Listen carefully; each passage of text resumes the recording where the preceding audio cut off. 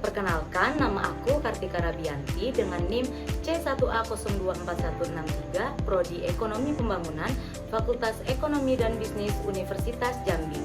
Nah, di sini aku akan membuat video pembelajaran untuk memenuhi tugas dari Ibu Sri Ningsi SEME dan Bapak Slamet Rahmadi SEMSI. Di sini kalian pernah berpikir nggak sih kenapa pemerintah itu membangun jalan raya, mengenakan pajak, dan memberikan bantuan-bantuan sosial? Nah, di sini hal itu akan kita bahas terkait dengan ekonomi publik.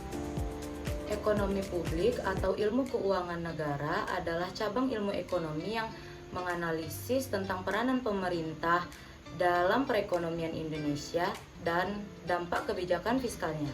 Yang pertama yaitu menurut Profesor Dalton.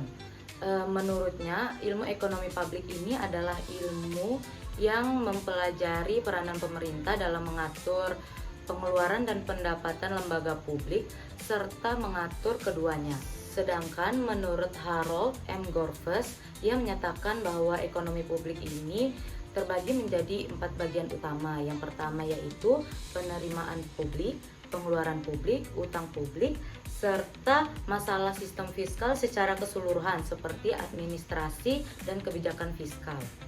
Yang kedua, kita akan membahas tentang konsep dasar utama ekonomi publik, yaitu seperti ruang lingkup, barang publik, serta eksternalitas. Yang pertama kita akan membahas ruang lingkup ekonomi publik. Menurut Neumann tahun 1968 dalam Ilyas tahun 1989 ada 2 hal pokok yang dibahas.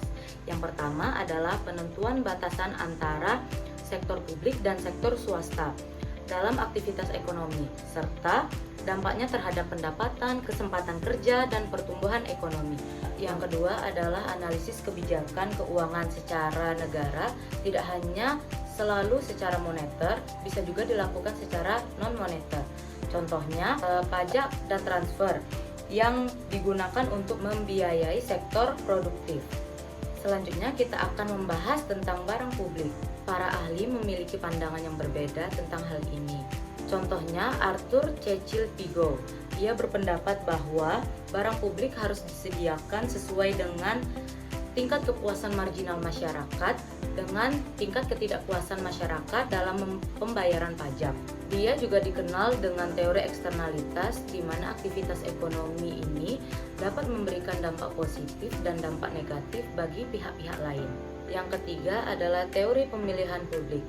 Menurut James Buchanan, salah satu pendiri teori pemilihan publik, ia menerapkan prinsip bahwa ekonomi pada proses pengambilan keputusan politik yang menjelaskan bahwa para pembuatan kebijakan juga memiliki keperluan pribadi yang dapat mempengaruhi kebijakan yang dibuat, sehingga penting untuk merancang institusi yang sangat-sangat efektif. Selanjutnya kita akan membahas ruang lingkup ekonomi publik. Ruang lingkup ekonomi publik memiliki 3 bagian utama. Yang pertama adalah teori pengeluaran negara. Pemerintah mengalokasikan anggaran untuk pembangunan infrastruktur, pendidikan, kesehatan, dan lain-lain untuk meningkatkan kesejahteraan masyarakat. Contohnya pembangunan stasiun kereta cepat di Indonesia. Nah, yang kedua adalah teori penerimaan negara. Ini membahas tentang sumber penerimaan negara seperti pajak, retribusi, dan hasil dari perusahaan negara. Para ahli menganalisis keuntungan dan kerugian dari setiap sumber penerimaan tersebut. Yang ketiga adalah teori administrasi keuangan. Teori ini membahas bagaimana pemerintah mengatur keuangan negara secara efisien dan akuntabel, termasuk proses anggaran dan audit. Selanjutnya kita akan membahas tentang pentingnya ekonomi publik ini di dalam suatu negara.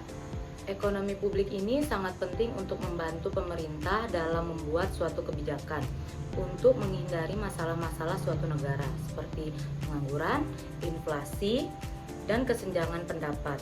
Tanpa pemahaman yang baik tentang ekonomi publik ini, kebijakan yang dibuat bisa tidak efektif, bahkan berdampak negatif bagi masyarakat sekitar.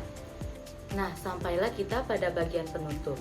Jadi, ekonomi publik ini adalah ilmu ekonomi yang mempelajari tentang bagaimana peranan pemerintah dalam mengelola perekonomian untuk mensejahterakan masyarakat.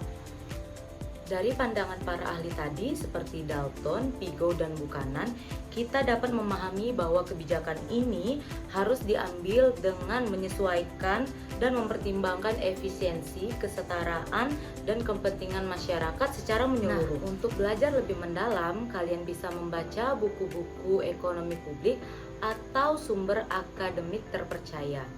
Jika ada pertanyaan atau topik-topik yang masih bertanya-tanya bagi kalian bisa komentar di bawah ini ya. Terima kasih telah menonton video ini, sampai jumpa kembali di video selanjutnya.